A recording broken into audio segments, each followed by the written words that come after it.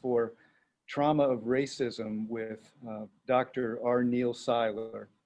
This program tonight is part of our Koinonia School of Race and Justice. And if you don't know, we're joining you from Richmond Hill. And if Richmond Hill is new to some of you, we are a residential retreat house and historic monastery in the heart of Richmond, Virginia.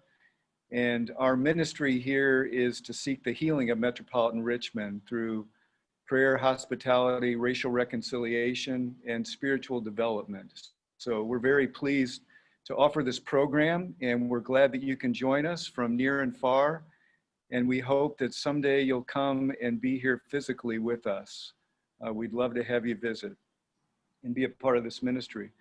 Before we get started with the program, I also want to let everybody know that next Thursday on October 22nd, we are hosting our annual clergy convocation.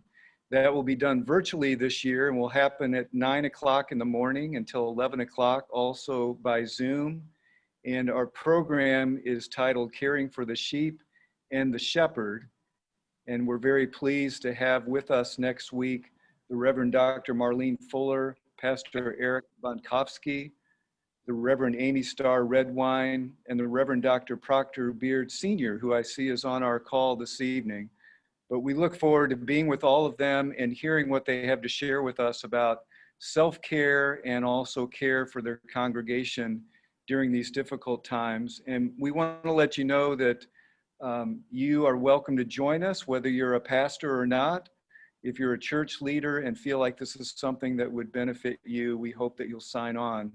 And to find out more and to register, you can go to our website, which can be found at richmondhillva.org. So at this time, I would like to introduce our board president, Kathy Woodson, who has a welcome for you as well and an invitation. Kathy? Thank you, Joel. And again, we are so happy to have you here joining us. And I just want to say welcome from Richmond Hills Council and the residents and the full Richmond Hill community. COVID has been tough on everybody, and I know we all recognize that, but it has been so wonderful to have Zoom available to do some additional programming from Richmond Hill and offer prayers and special programming like what we're doing tonight. And we really appreciate people signing on and participating with us. We also would like to invite you, if you're able, to consider supporting programs like this. And you can do that in a couple of ways. You can use your text. You can text to number 4432, and I'm going to put this in the chat, so don't worry about writing it down, to RH Programs, and you can make a donation based on your ability to give to continue programs like this and others that we're planning, or you could go to richmondhillva.org/program and go to our page there and donate. So again, we appreciate you coming. We appreciate you sharing your time this evening with us. And we now want to continue to have you feel like you are part of our community. So just come, jump on Zoom anytime you want to, for any program we have, and you register. And we just can't wait to have you come through the doors of Richmond Hill. Joel? Thank you, Kathy. It's now my pleasure to introduce our interim co-pastoral director, the Reverend Dr. Lisa Johnson, who is well acquainted with and will introduce us to our guest speaker this evening. Lisa? Thank you, Joel. I have been sitting here trying to figure what I would say, and so that I won't take up too much time, I will just say that 12 years ago, I was simply trying to graduate from Virginia Union Samuel DeWitt Proctor School of Theology. And so I found an elective online that said formational counseling, formational prayer, formational counseling. And I said, oh, that sounds like it might be easy. So that's what I chose. I didn't know that God was setting me up to change the trajectory of my life. And I sat in this man's class, and one particular night, tears started to stream down my face, and I wanted to know, why am I leaking? And I realized that I was in the perfect will of God for my life, that God had created an intersection where I would be sitting in Neal Siler's formational counseling class, not knowing that some 12 years later, I would be one of the people that would continue to sit at his feet. I was simply trying to graduate. I wasn't looking to do anything else. But God, in his awesome wisdom, made sure that he sent an Ananias for this Paul so that I might get on straight street and do what God was calling me to do. So I'll share just a little bit. He's the father of two amazing children. They're not children, they're completely grown and have their own children. He's the husband of an amazing wife. He is an author. He is a counselor. He's been my professor. He's been my pastor. He's been my psychologist. And sometimes he's my daddy because he doesn't mind getting me straight when I'm messing up. But it's all done in love. And so I am so appreciative. I know that his calendar really probably was not clear tonight. But when I asked, he said, I can't tell you no. Because when he asked, I don't say no. I say, let me see how I'm going to work it out. And so I am so eternally grateful that God found it fit to add this man to my life. I present to some of you and introduce to others the amazing, the awesome, the phenomenal, my pastor, professor, and psychologist, but more than that, he's my friend, Dr. Neal Siler. Wow. I feel like I should take a bow or throw flowers at myself or something. Thank you, Lisa. Lisa, I'll just say thank you and leave it at that. But you are absolutely right. There's no way I would say no to you. And I'm extremely grateful to be able to have this conversation with everyone tonight. And I trust that we will enter in and it will be something that you'll find to be very helpful. Is it okay if I share screen now?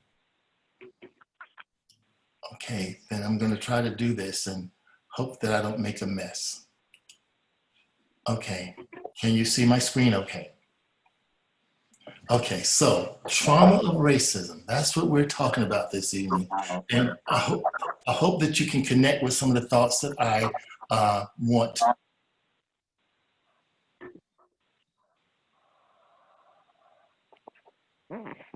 Dr. Siler, you're on You're mute. mute, Doc.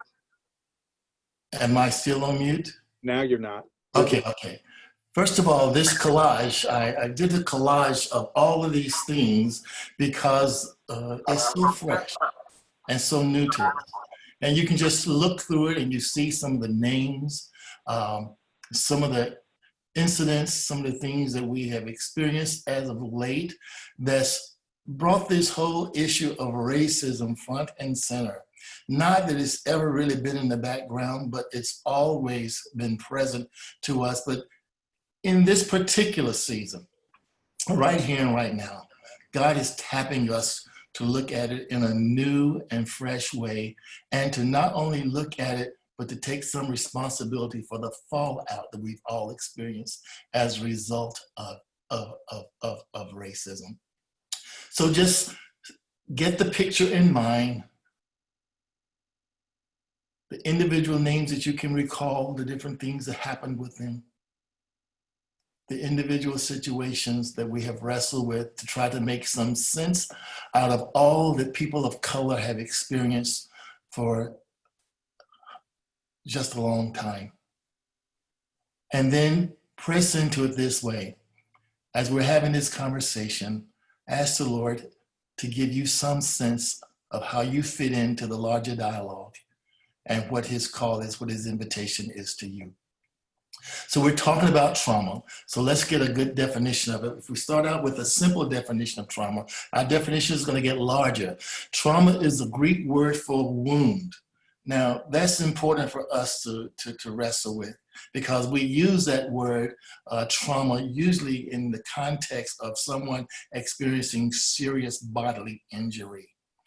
We don't often think of trauma in the fullness of its emotional content until we wrestle with the idea of bodily trauma. Okay, it simply means damage or defeat, and medically it refers to a serious or critical bodily injury, a wound, or a shock, but psychologically it refers to an experience that is emotionally painful, distressful, or shocking, which often results in a lasting mental and physical, effects. And we all have experienced some level of trauma. And for those of you who are not sure whether you have or not, let's look at a non-clinical typology that will help us to connect the dots. Type A trauma is traumatic wounds of withholding in childhood, where you don't get what is needed in the early stages of life. An example of that would be not having enough food or adequate housing and clothing as a baby or as a toddler, as a young child. That's traumatic. Some of us have lived that. Then there's type B trauma. Type B trauma is traumatic wounds of aggression in childhood, where a child gets what a child does not need in the early stages of life, such as abuse or abandonment. And then there's type C trauma, which is traumatic wounds caused by stressful events, divorce, death, unwanted pregnancy that causes high stress and changes or disorders one's assumptive world. Then there's type D trauma, which is traumatic wounds caused by betrayal. Betrayal trauma is a trauma that makes it difficult for one to ever trust again, because it comes on the violation of a trusting relationship, such as adultery or dismissal from a job. And then there's type E trauma. Traumatic wounds caused by long-term duress. Sustained duress that causes one to always anticipate that something bad is going to happen. Verbal abuse, berating, belittling, demeaning is type E trauma. And all of these labels come from Dr. Terry Wardle's, is his language for defining adverse experiences as we are growing up. But then I've added to that what we call type F trauma, which is what we're going to focus on tonight. And that's traumatic wounds caused by social bias or racism, such as apartheid or privilege, trauma that excludes persons based on race or ethnicity or preconceived notions or cultural location, usually expressed with derogatory and discriminating actions or exclusions and judgments towards another that denies rights and equal access to opportunities. But these are traumas that most of us, if we were to mentally sift through the landscape of our lives, we can say, I've experienced that. I've had that.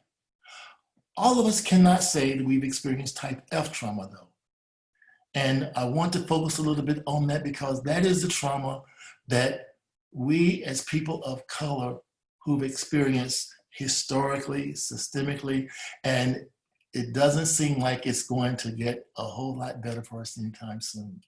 So the first thing we look at is trauma is any event that occurs to an individual that is outside of the range of normal human experience. And Black people in this country are born into a life of trauma that's informed by a long history of brutal and dehumanizing experiences. And the trauma of racism and racist experiences are perpetuated in present-day systems, cultural structures, institutions, and the implicit actions of well-intentioned individuals. So we want to sit with that for a minute. If I am saying that trauma is that pervasive in the lives of African-American people, then we want to ask ourselves, how do we enter into historical trauma, people of color, and become a presence in their lives that can precipitate healing. Trauma is psychological and emotional. Psychological trauma is a unique individual experience of an event or enduring conditions in which the individual's ability to integrate his or her emotional experience is overwhelmed, or the individual experiences subjectively a threat to life, bodily integrity, or sanity. Even as we say these things, we begin to get some sense of life of Black and brown people. Looking at that again, the trauma of racism, psychological and emotionally, is collective experience of an event or enduring conditions also which a community, not just the individual now, but the community's ability to integrate their emotional experience is overwhelmed. Now, that's the African American community. Are the community's experience subjectively as a threat to life, bodily integrity, or sanity? So we have, on the one hand, that personal dimension of what happens psychologically and emotionally when we talk about trauma, the trauma of racism for the individual. But then on the other hand, the community, the body, the community, the communal body of people experience as a people that same level of trauma. This is what we know. We looked at that collage of all of those experiences. George Floyd, Breonna Taylor, Eric Garner, Tamir Rice. All of those different experiences, we look at that and something happens to us in our psyche as we look at those images. This is what we know. The message of nationwide protests, the upset over decades of unresolved racial injustice, and all of the overwhelm that's triggered by those images rushes to the front of our brain to inform us of this historical place that we are re-entering in our present moment, because we are actually re-entering our trauma. Those images, what we see on television, the way that people have reacted, the kinds of things that are said to us, the kinds of things that people have had to resolve as a result of whether it's a just issue that's been brought to justice, or an issue that's been integrated, or people have been still trying to wrestle through what is right about how situations are reconciled. It's all traumatic for us. All these multiple traumatic experiences of Black and brown people, whether it's two white men who follows Ahmaud Arbery, or the case of Amy Cooper and the other Cooper who were there in New York, where she knows because of her privilege, she can play, I'm going to call the police on this Black guy, and they're going to automatically take her side. Or whether or not it's that same day George Floyd is begging for his life as a Minneapolis police officer kneels on his neck for 8 minutes and 46 seconds. Or the killing of Breonna Taylor and the subsequent acquittal of her assailants. Benjamin Crump, a civil rights lawyer representing the Taylor family, said, it was outrageous that none of the officers would be criminally charged with causing Taylor's death.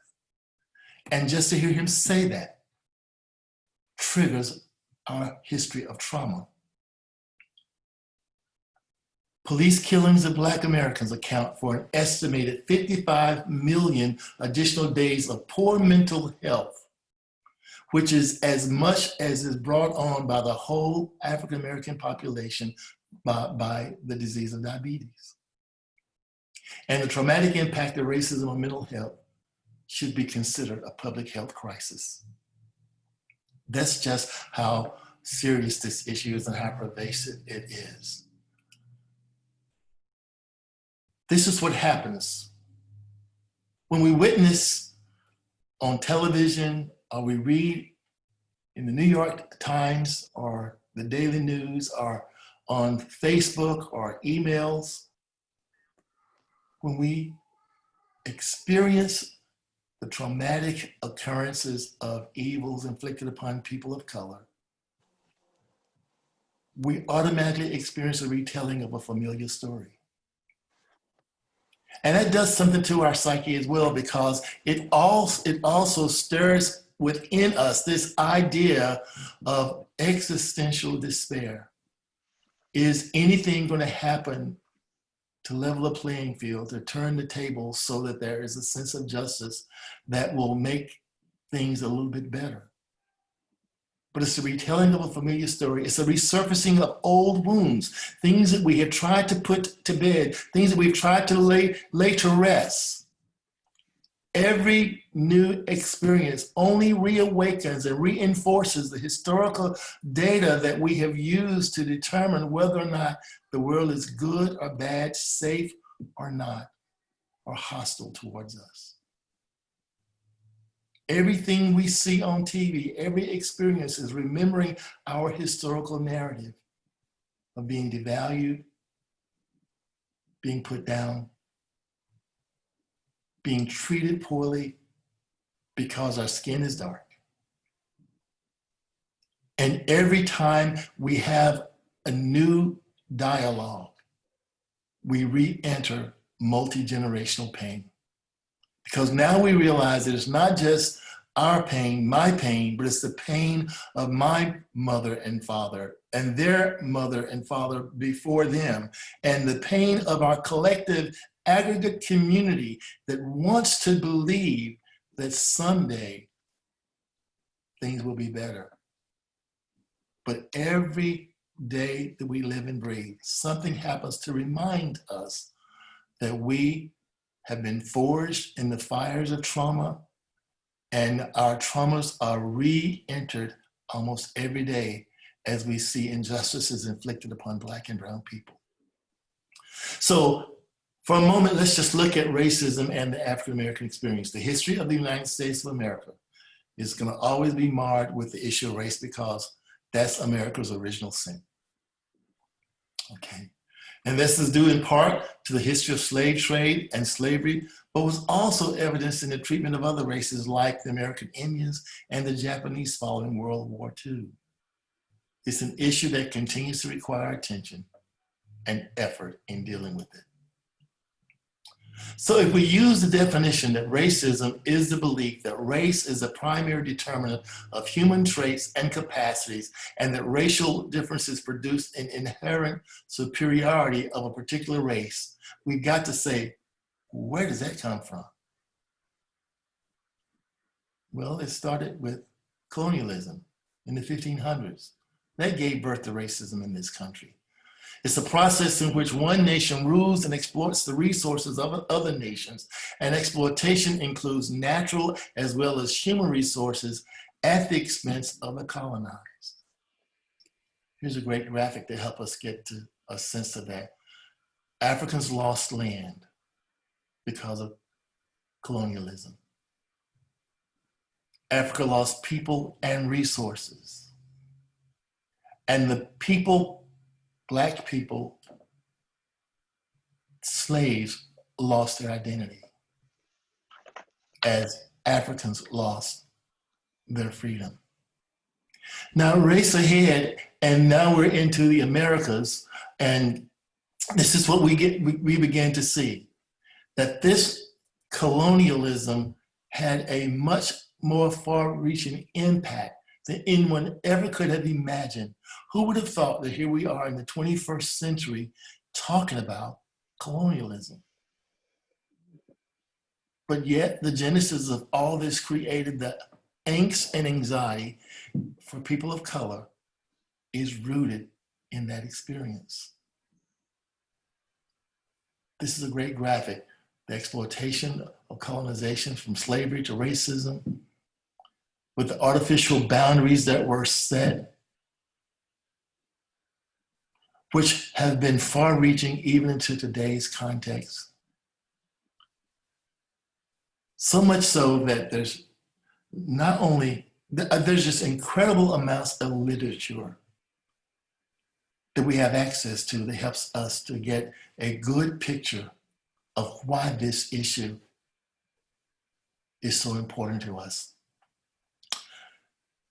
Colonialism is perpetuated under a cloak of caste and racism. The great book, if you've not read it, is Isabel Wilkerson's new book, Caste. It's an amazing book. I encourage you to read it. And basically what she says, which helps us to understand this whole idea of the trauma of racism, is that caste says that someone has to be at the bottom rung. She looks at the whole idea of racism in the US and compares it to Nazi Germany and the experience of casteism in India. And what she comes up with is something that's absolutely astounding. We get to see this whole issue front and center. Caste, someone has to be at the bottom rung. And guess who that is? The interesting thing about this is that race is not a scientific construct. No white people existed in the world until the Americas were formed. When people came from Europe, they came with their ethnicity. They didn't come as white. As a matter of fact, it was not until in 1911, Henry Fairchild, a prominent sociologist, talked about the idea of becoming white. And what he talked about was that when foreigners, people would come from 1886 to 1925, there was 13 million new immigrants who came from Southern, Eastern, and Central Europe. And up until that point, they were considered only white if they came from England, the Netherlands, Ireland, or Germany, and some parts of Scandinavia. But if they came from anywhere else, they had to work to become white. That's that whole idea of casteism, because what was happening there is that there is this American value on what is white. And even though we had laws that got rid of this whole idea of discrimination, abolition of racial discrimination was not a matter of law, it was a matter of heart. So the law can't legislate what the heart does. And so even in the midst of this whole idea of becoming America, someone had to be at the bottom rung. So when others came from Europe, as long as they were not dark, as long as they were not Black, then they could eventually become white. Now, I know that sounds kind of strange, but lots of literature out there about that. But what we experienced then as a result of that is something that really, really dug the heels of this country in deeper, entrenched this country into this whole idea of denigrating people of color. And when we see the broader impact of racism for African Americans, we start with institutional racism, where certain racial groups may be denied rights or benefits or get preferential treatment, even a policy or system of government based upon fostering such a doctrine and discrimination. Then there's taxonomic racism, differences between different groups of people, independent of their somatic differences. It's a belief or doctrine that inherent differences among the various human races determine cultural or individual achievement, usually involving the idea that one's own race is superior and has the right to rule others. As I said, Italians, Greeks, Poles, Hungarians, Slavs, and other European groups had to overcome prejudice for many, many years before they could be white. And not only that, ethnic racism. Discrimination rooted in the relationship history of Africans, people of the diaspora in this country and throughout the world, and then asserting differences in character and intelligence, a belief that some within the group are inherently superior to others within the same group. Feelings or actions of hatred and bigotry toward a person or persons within the same racial group. And we call that reflexive racism. This country gave birth through the trauma of racism of Black people hating themselves and therefore hating one another. All of that is trauma. So it creates lasting difficulties for many African Americans because of repetitive experiences of discrimination in the workplace, because of redlining, marginalization, and even in medical care. Current investigations of racism and bias in healthcare is something that's of keen interest to me. As it relates to race and medicine, Black doctors are perceived as less competent than white doctors.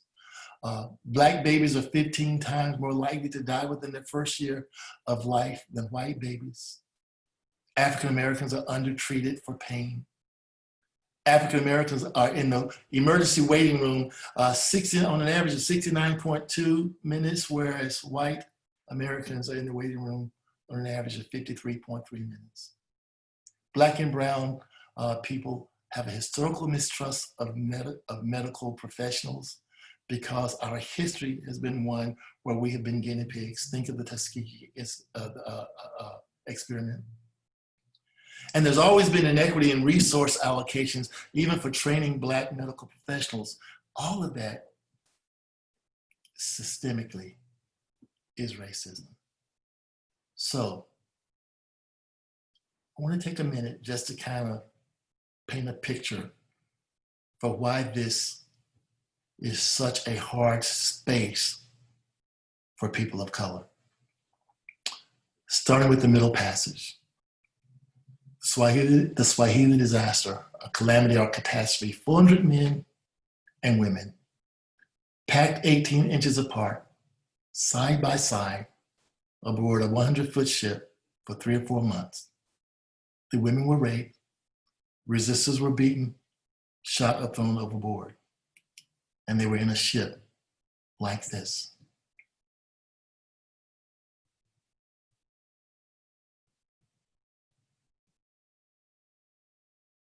And think for 250 years, from 1615 to 1865, that was the experience of people of color. Torture, brutality, rape, and abuse. And that was normalized.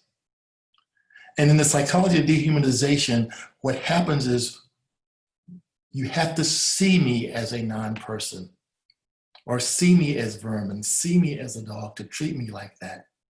And once you see me that way, and that becomes the dominant culture's view of me, then it's easy to torture me, to brutalize me, to rape me, to abuse me.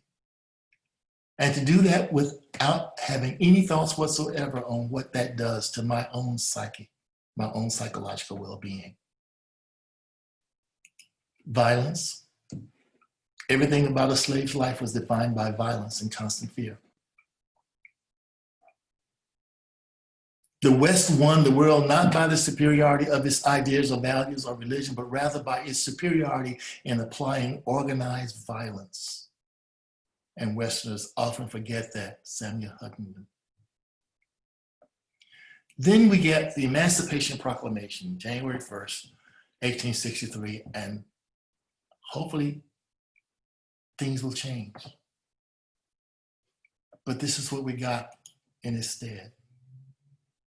This strange fruit called lynching. What could not be done to me because I'm a slave no longer could be done to me with even more intensity because my skin was Black. And I hope that you can see the picture there. It's the crowd preparing to lynch Jesse Washington. And then on the far right there is his body hanging. And one of the things that struck me in Caste, Isabel Wilkinson's book, was how she graphically described how it was a real party, just a show for dominant culture to be able to witness the cruel killing of a Black man through lynching. They would take their children out of school and make a holiday of that. So now add to the dehumanization the fact that you're being mocked by crowds of people because they see you as less than human. But we're free, right?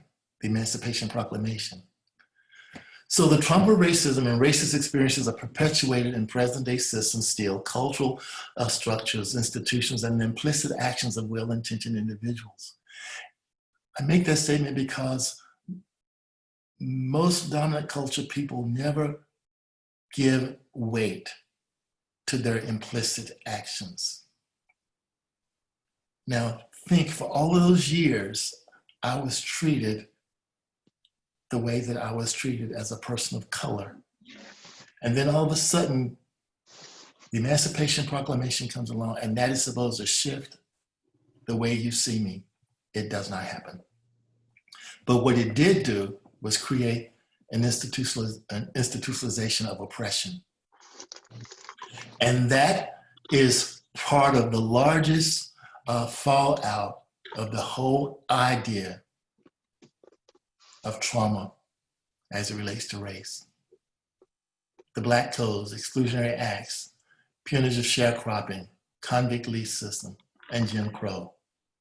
And then in today's world, healthcare, medical experimentation, the way people of color are treated in the military, disproportionate number of African Americans who suffer from PTSD and poor social integration, and our prison system with the new Jim Crow. The trauma continues. So for emotional trauma, there are three common elements. It was unexpected. The person was unprepared. And there was nothing the person could do to prevent it from happening. Now, sit with that for a minute because that's normal traumatic experiences, if there's any such thing as normal. But what happens when you expect to be brutalized, when your waking moments are fraught with physical beatings, deprivation, theft of your children? What happens when the things that would be considered traumatic in a normal world, because one, is unexpected, two, you were not prepared for it, and three, there's nothing you could do to prevent it from happening? What if that's the way that you've lived for 250 years? And you gave birth to children, and those children assimilated your views and values. They also co-signed your hurt and your pain. So those symptoms don't go away. And when a person's daily life functioning or life choices continue to be affected by a lived experience, post-traumatic stress is a new lived experience. So for people of color, every day becomes an extension of trauma. What does it look like? I call it a racialized schema. It's the way that we live and find ourselves navigating the world. A pattern of thought or behavior that organizes categories of information and relationships among them. It's a mental structure of preconceived ideas, a framework representing some aspect of the world, and it's a system of organizing and perceiving even new information. So racialized schema says, the way that I am in the world, I am because, and my expectations are because. On the whiteboard of my life, there are incredible numbers of experiences historically that are documented that I can point to that suggest that I should be fearful, I should be cautious, I should tell my African-American son, be careful when you're out there because you never know what might happen to you. There is a plethora of experiences that tells me that this schema has to stay intact if I want to be safe.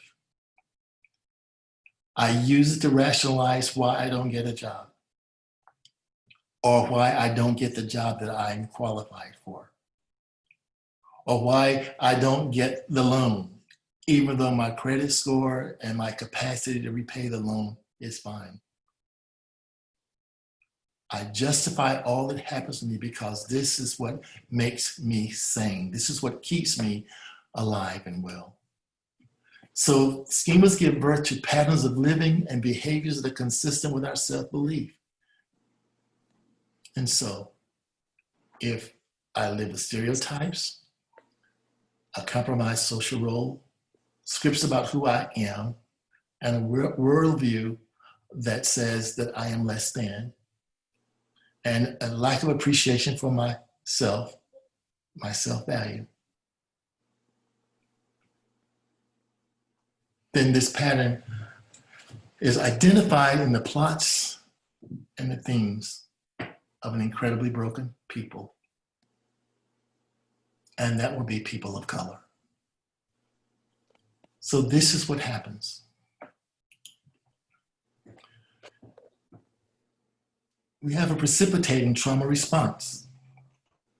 Back to the collage that I showed you.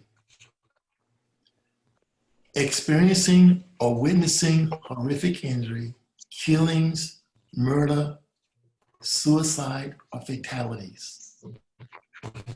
I re-enter my traumatic history. Wherever I experience protracted cultural, social, and systemic bias, I relive my history of trauma. When I experience physical and emotional abuse that's rooted in dehumanization, it's impossible for me to heal from my trauma. And when I relive a traumatic experience, even vicariously so, I experience an abreaction as if I have re-entered that traumatic experience, which is now understandable if you will follow this, why there's so much rage and why people have no other outlet but to do violent things or to express their anger in such an untoward way. Because the depths of the despair is so deep. And when it surfaces, it's like electricity unbridled. You have no idea what's going to happen in this wake. So there's a term for this, and our wonderful friend, Joy Leary, calls it post-traumatic slave syndrome, PSS. And I think it's a very real term. And some of us have a stronger version of it than others, but I think all people of color have some of it. It's a condition that exists when a population has experienced. Now, that goes back to my definition about a community. A population has experienced multi-generational trauma resulting from centuries of slavery and continues to experience oppression and institutionalized racism today. And added to this belief, real or imagined, that the benefits of the society in which they live are not accessible to them. Not accessible to them. multi-generational trauma together with the continual oppression, that's the N. Absence of opportunity to access benefits available in society leads to post-traumatic slave syndrome. That's M plus A equals P. It's a real syndrome. A syndrome is a pattern of behaviors that emanates from specific circumstances. So it's not imaginary, and it cannot be discounted. You can dismiss it, but that does not dismiss its reality or its validity. So this is what happens. A traumatic event or situation creates psychological trauma when it overwhelms the individual's ability to cope and leaves that person fearing death, annihilation, mutilation, or psychosis. The individual feels emotionally, cognitively, and physically overwhelmed. The circumstances of the event include abuse of power, betrayal of trust, entrapment, helplessness, pain, confusion, and or loss. And the fallout from that syndrome, though there are many behaviors, these are the three broad ones. The first one is vacant esteem. Vacant esteem is that situation where there is no esteem. It's an endowment that you've been robbed of. Because all of the things in culture and society that support one's being are pulled away from them. All of the opportunities, the access to the things that can create a sense of value, a sense of worth, are denied. So that individual, that African-American male or that female that you see that's walking around with a blank look on their face that seems to be lost, that person that you probably have pejorative thoughts about, neither has low self-esteem nor high self-esteem, but vacant esteem. Because all of the trappings of life that's designed to say you matter, you are worth it, and you are valuable have been denied them. Or the second behavioral category you'll see is this sense of ever-present anger. Quick to pull the race card, because that's been the attendant reality for most of my life. To always see everything through the lens of race, because that is the only explanation that one has for the denial of opportunity and access of equity. Or the third one is racist socialization. And in racist socialization, the whole person's focus and view of life is characterized by what is not what is. So racist socialization, that is probably the behavior that is most difficult to acknowledge, because it's not often talked about. But it does go to identity, and I think that's important. When we talk about identity,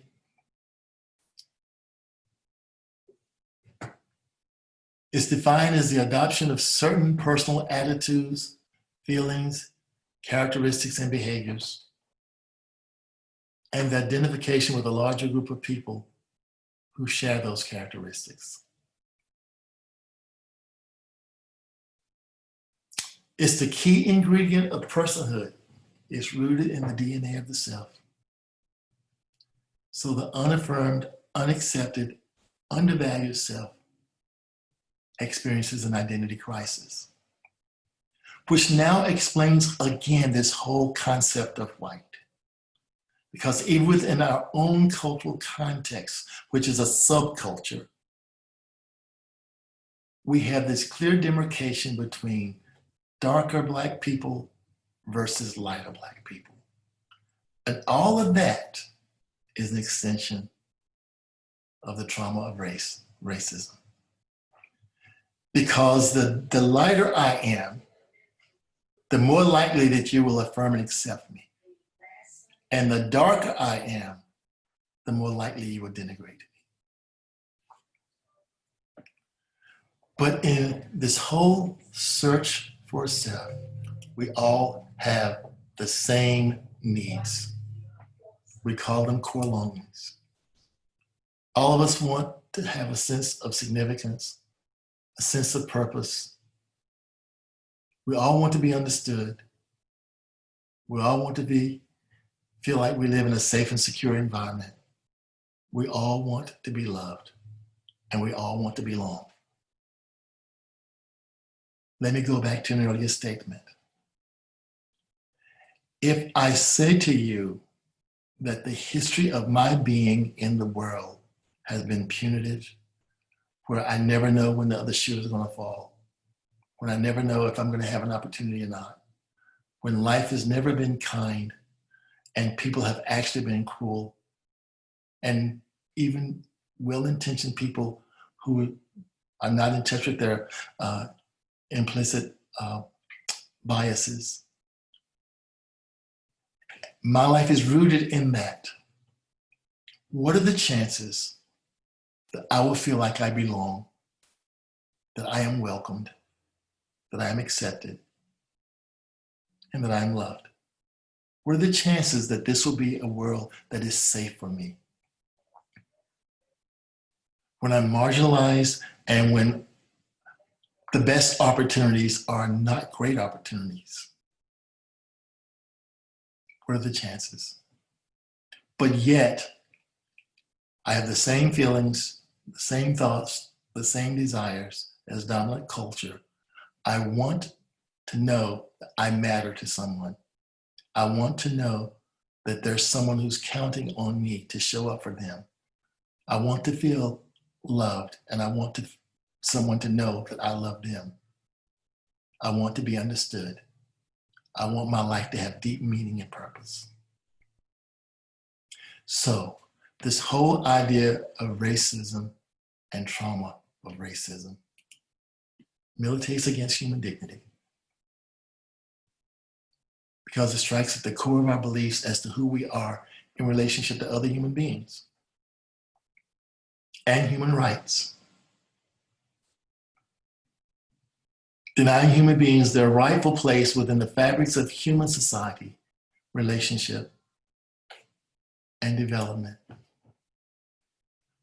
Value and appreciation. My contributions matter only to the extent that they serve you. I'm never judged on my own merit. Even motivation. The workplace is not a welcoming place, and work is not essentially rewarding.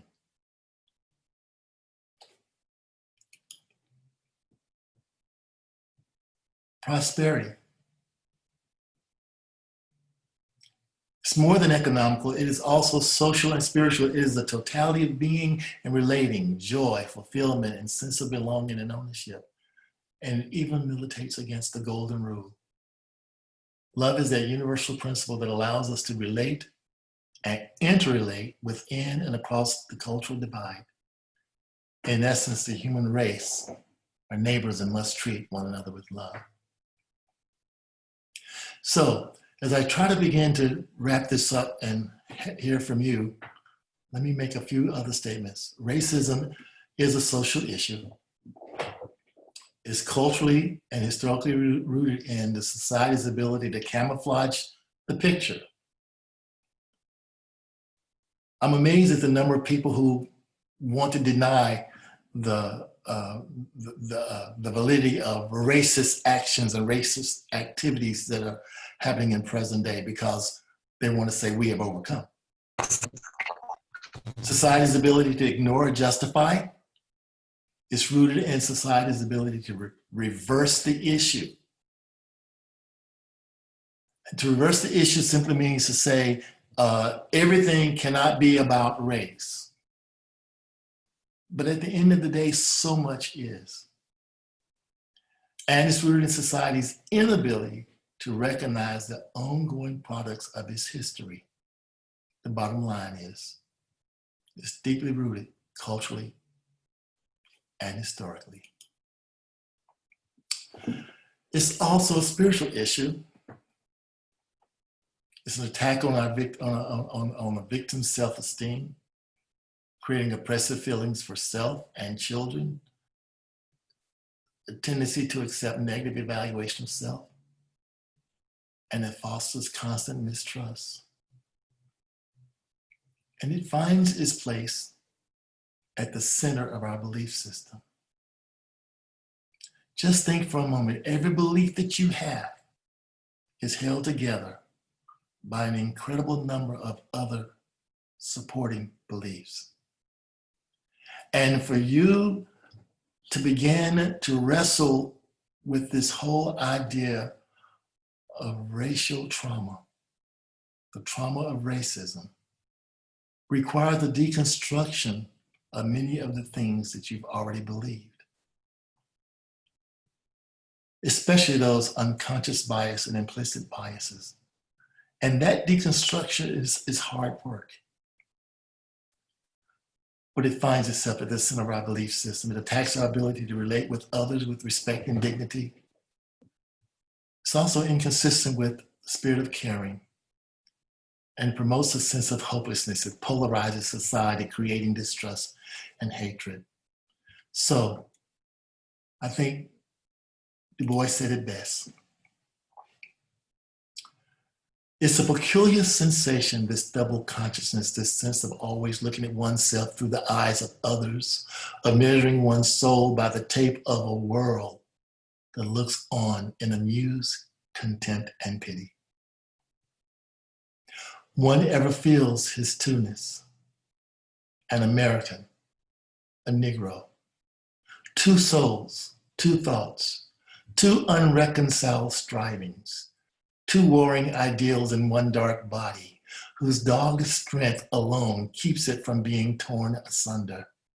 The history of the American Negro is the history of this strife, this longing to attain self-conscious manhood, to merge his double self into a better and truer self. So some thoughts on a path forward.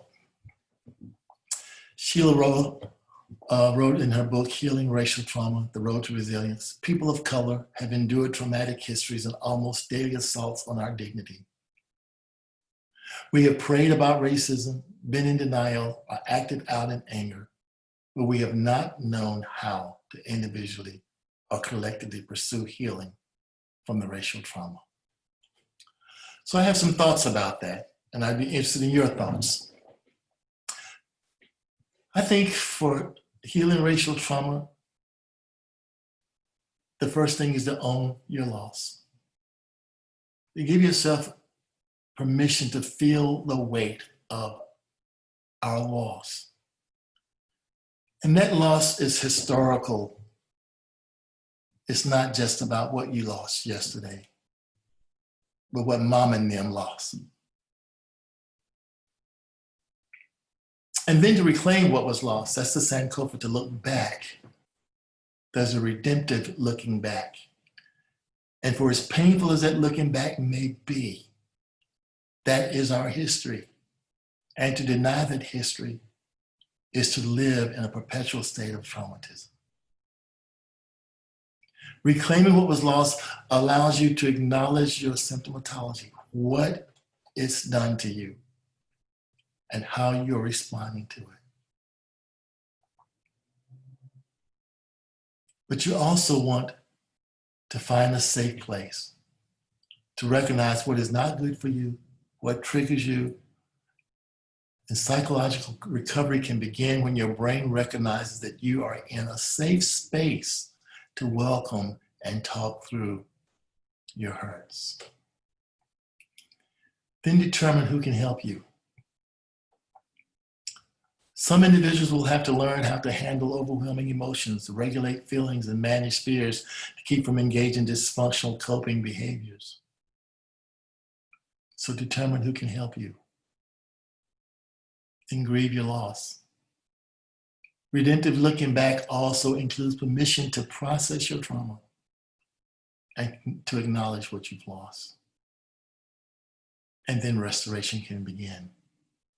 Restoration means being with your history and traumatic experiences without allowing those experiences to define you, but to be on the path of wholeness. Because we tend to be people of great spirituality. That's a survival mechanism for many African Americans. It's a way to address and cope with the psychological pain of racism. And the African belief system is this: the psyche and the spirit are one. So I put a pin in it there. Prayer changes things. So there you have it. What thoughts or questions might you have? Hey, Doc, can we minimize the PowerPoint so that you can see the people who are asking questions? Am I going to need to go back to it, or can I stop sharing? Stop sharing. Okay. Okay. So I have several questions, Okay. but I have access to you, so I'm going to hold my questions. All right. Addie Clark says she knows a person whose parents were professional and raised him in an upper middle class neighborhood. He attended college but did not finish, but both his siblings finished. He plays the race card in reference to everything. It appears that what has been passed down through generations was not present in his household. However, his behavior fits with what you've discussed with us tonight. What do you call that? That's called reflexive racism. Okay. That is that whole idea of this is about you, not me, because I'm not the same as you. Okay. Yeah. Unfortunately, and I'm really glad we're having this conversation, because we spend so much time talking about how we're going to heal the racial divide that we don't spend enough time talking about how we're going to heal what's hurt us as a result of the racial divide. Okay, and part of what has to happen is people have to own their raw material. You've got to tell yourself the truth. This is your history, like it or not. And the sooner that you're able to make peace with that part, that stringent ingredient in the soup of your life, the more equipped you'll be to help yourself and to help someone else. Okay, one of the things that I have wrestled with for a few weeks now is Dr. James Forbes said in one of his lectures that we are praying that the oppressed be free.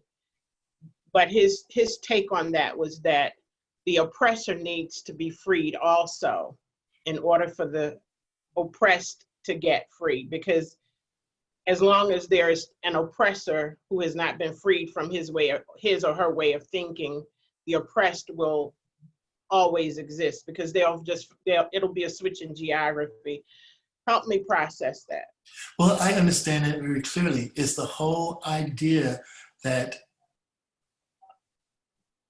when we talk about white privilege, so many dominant cultured people bristle and get so upset because they don't see themselves as privileged. That's the first thing.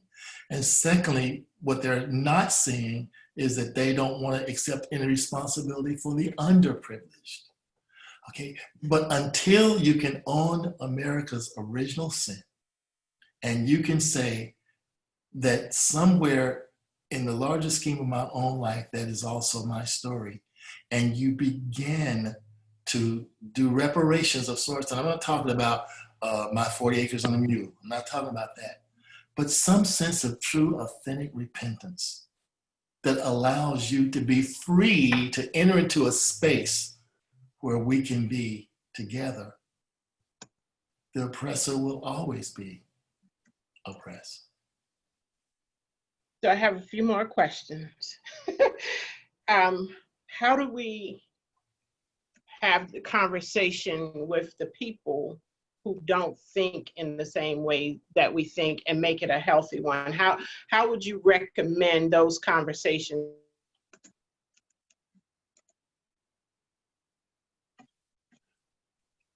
opposed to opposing views sitting at the table together?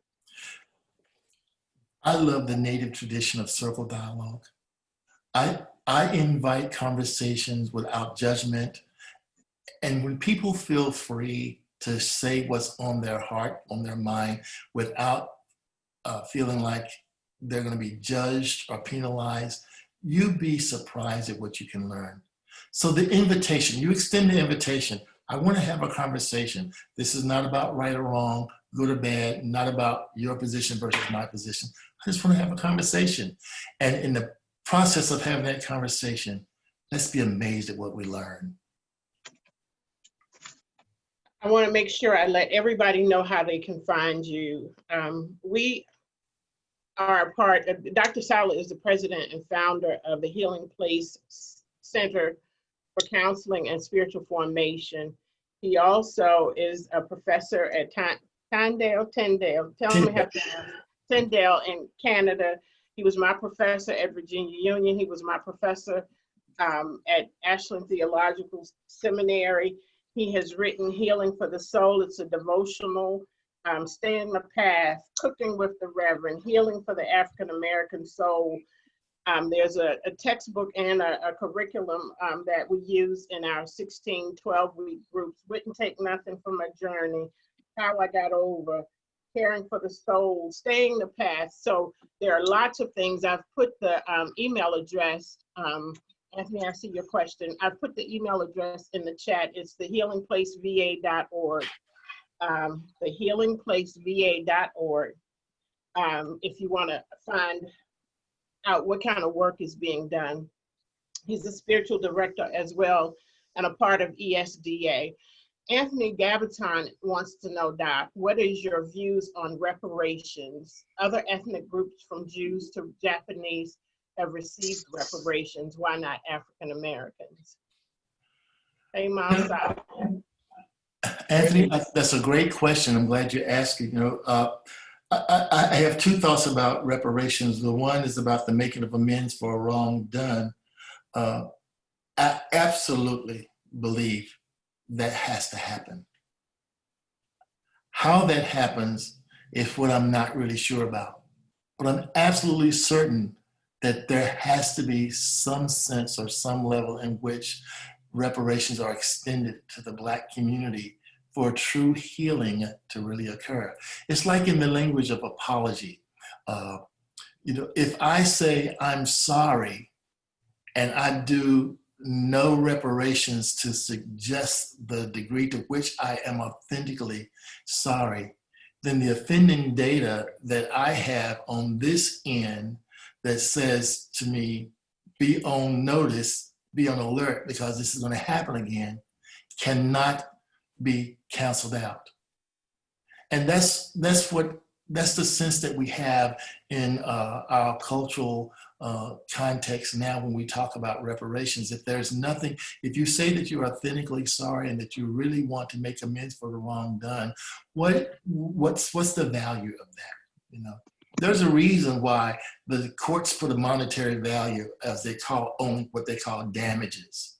And I'm not saying that it's got to be 40 acres and a mule, but there has to be some extension that says something has been grossly unjust here, and as a good faith suggestion that I want it corrected, I extend this.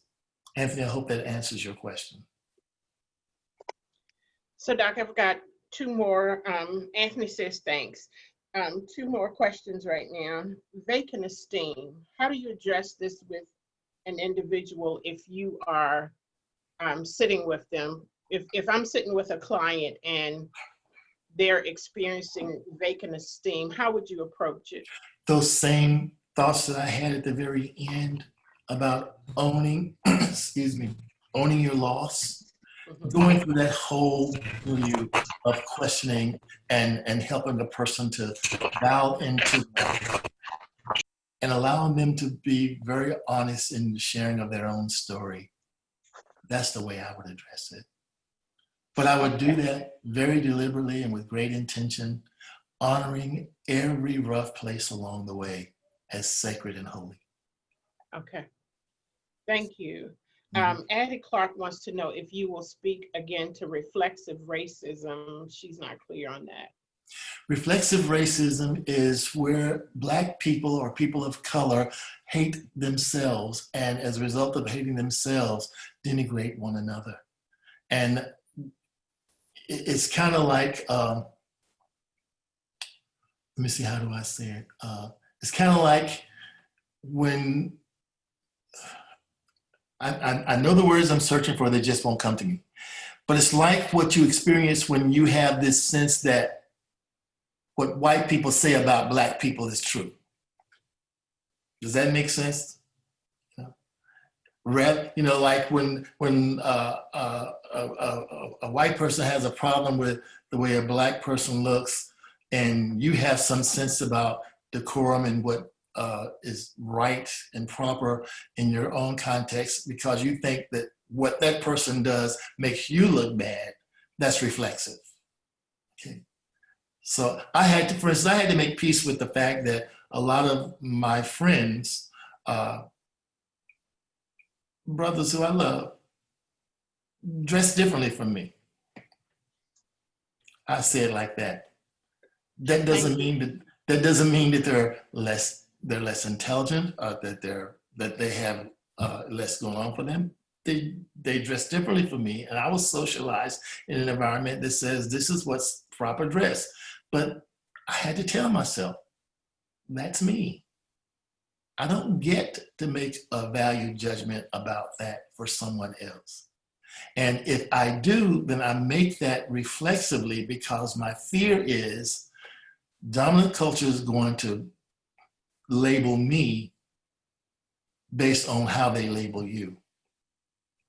And that thinking itself is reflexive racism. Would that also be the racist socialization that you spoke of? Yes, because what it is actually co-signing or endorsing what dominant culture says about us as true. And we try to outdistance it. That's why we live in different communities, and we talk white, and we do all kinds of stuff. Oh, I'm sorry, that's a terrible thing for me to say, isn't it? Yes. I'm sorry, I apologize. Pam Smith wants to know, is the same as internalized oppression? No, internalized oppression is a form of self-hatred. And that's where you tell yourself you're undeserving. You tell yourself you didn't get that job because you weren't good enough. You get it? You tell yourself that, what they think about you is true because the proof is in the pudding. You haven't measured up.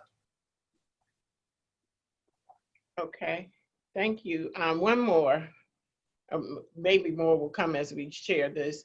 Joni Evans says, while I'm certain I will never truly understand the worldview and trauma of Black Americans, the comprehensive factual explanation presented tonight is a very good step forward in improving my awareness, and that enhances my ability to be a part of the positive next steps we need to take in American society. And so people are grateful for this conversation, which leads me to the next thing. How do you encourage, I guess is the question, the systemic racism that we see coming from the White House when you have an endorsement to stand back and stand back. Lisa, I wish I had an answer for that, but unfortunately, anything that I would say at this point will take us into a direction that we don't want to go, and we may not be able to recover from. I want to be respectful of our friends. I'll just simply say this. Some of the things that our president says are very, very hurtful, and do gross damage to people of color.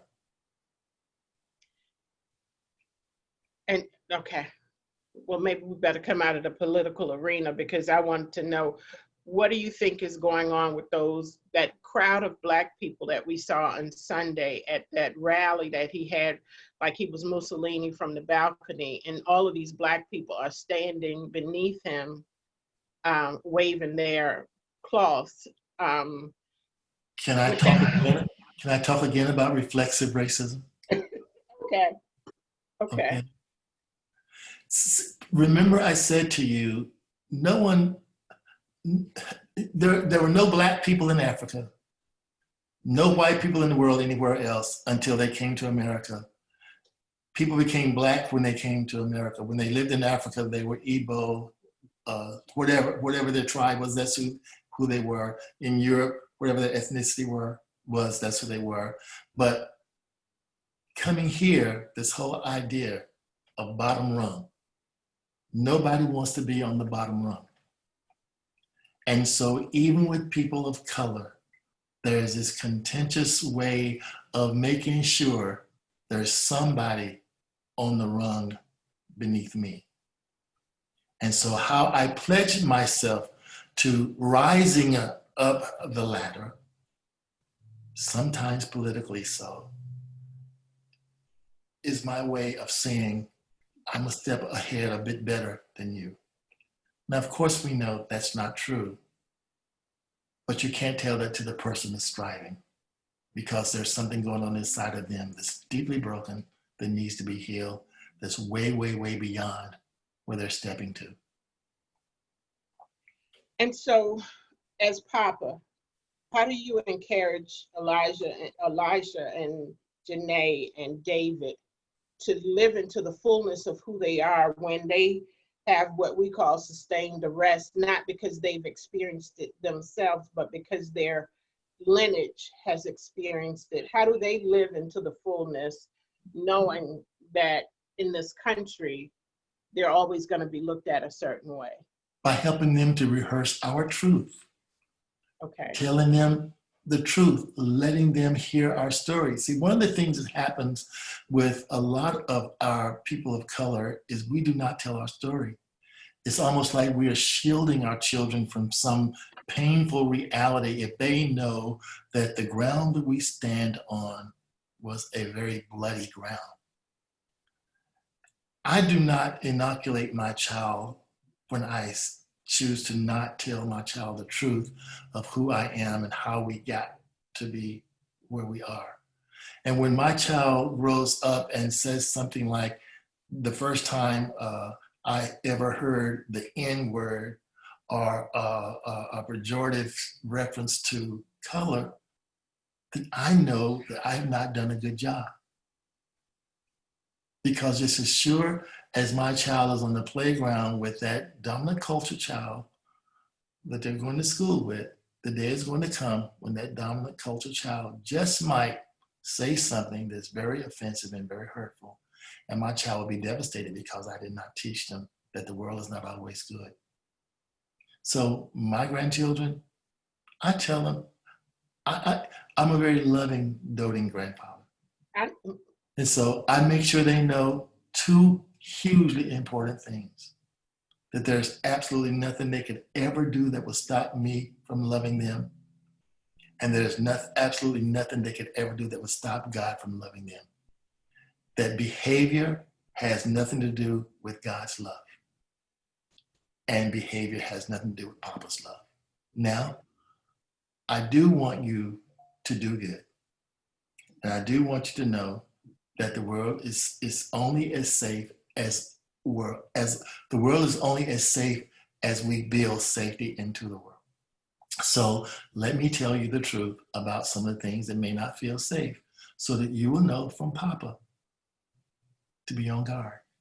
It's the same thing that I had to say when I talked to my son about being an African-American male who has to watch out for where he goes and what he does, for his safety's sake, because I always want him to come back home. I always want David and Janae to have a daddy. So I say to him, there are some things that you still have to be vigilant about, even though we have overcome. Okay. Greta Johnson says, what did our white brothers and sisters on this call take away from the presentation that can help us all heal? And I think that goes back to, well, you say what you hope they got. I won't say what I hope they got.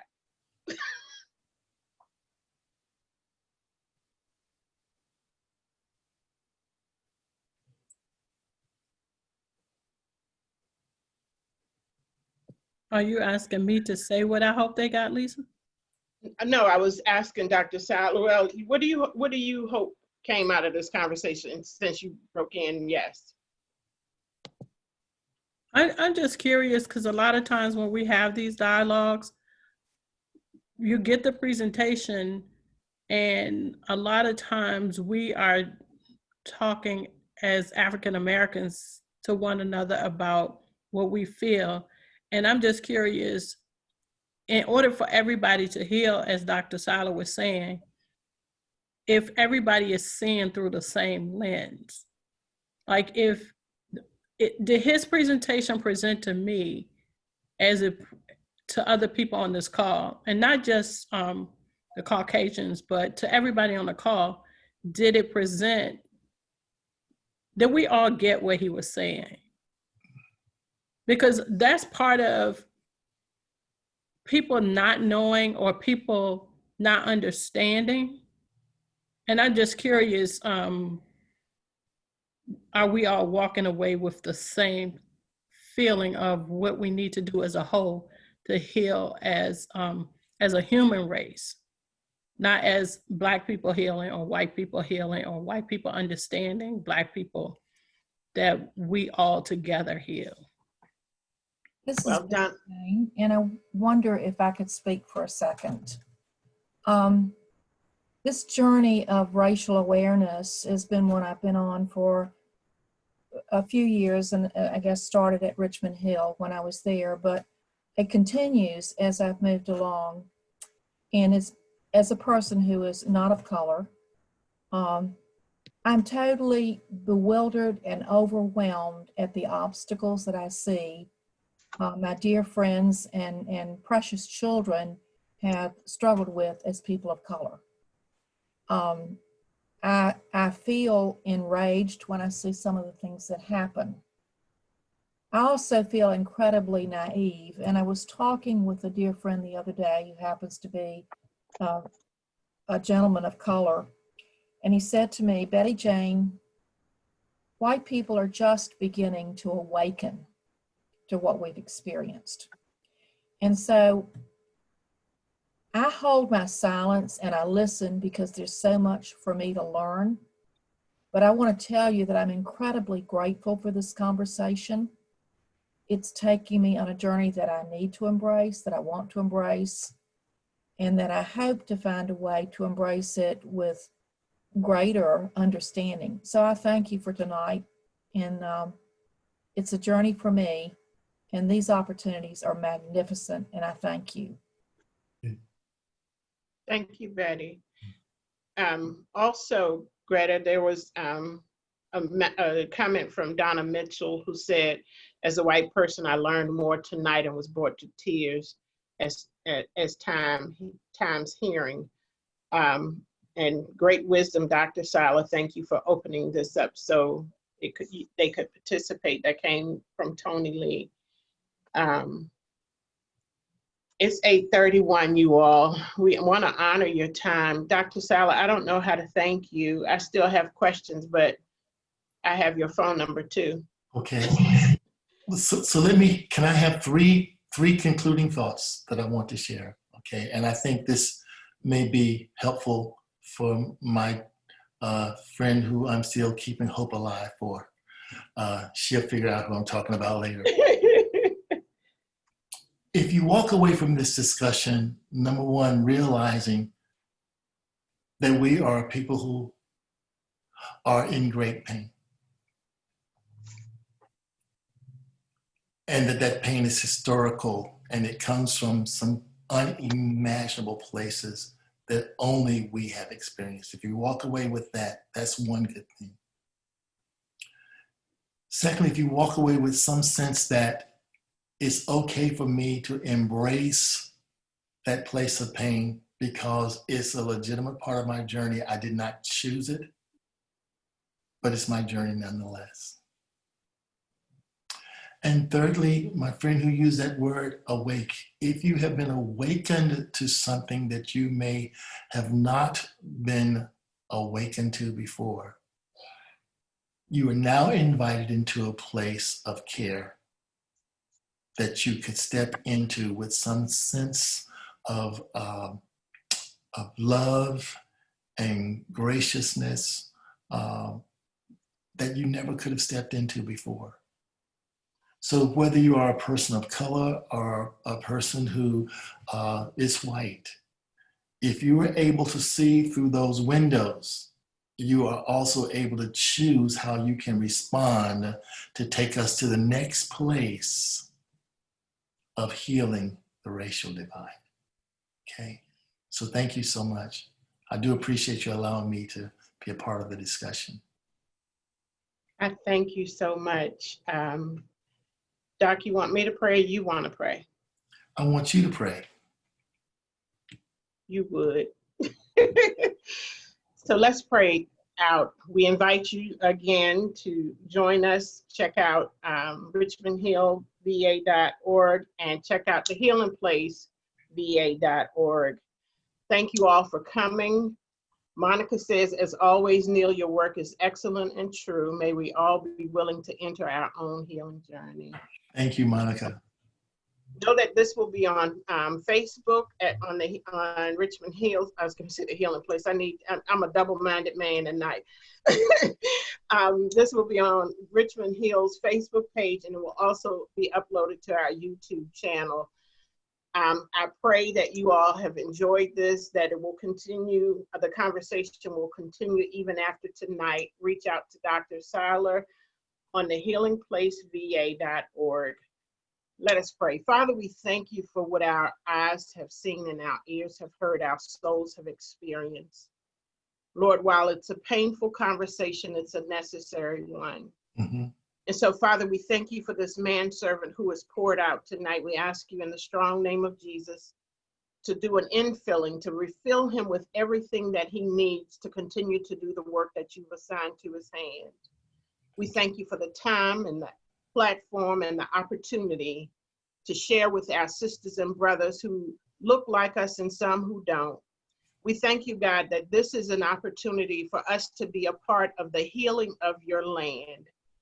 You promised us that if we would surrender our ways to you, that you would heal the land. So, Father, we thank you, and we stand on tiptoe anticipation in the healing process that is yet to take place.